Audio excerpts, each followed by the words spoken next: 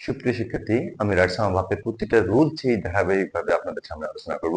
আজ আমি যে রুলসটি নিয়ে আপনাদের সামনে আলোচনা করবো সেটি হচ্ছে সেন্টেন্সে যদি অতীত নির্দেশক ফ্রেজ যেমন long since, long ago, last night, last month yesterday থাকে তাহলে বাক্যটি পাস্ট ইনডিফিনিট টেন্স হয়। আমরা এর আগেই জেনেছি পাস্ট ইনডিফিনিট টেন্সের স্ট্রাকচার হচ্ছে সাবজেক্ট প্লাস মেইন ভার্বের পাস্ট ফর্ম প্লাস অবজেক্ট। তো আমরা এক্সাম্পল এখন দেখে নেব। হি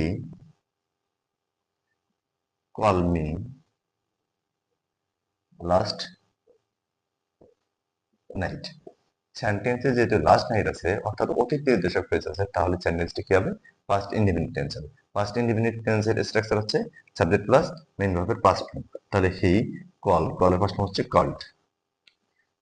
হি called me last night. I see him yesterday. একইভাবে স্ট্রাকচার অনুযায়ী চেঞ্জ করে দেবো আমরা। সি এর ফার্স্ট ফর্ম হচ্ছে ছ। I saw him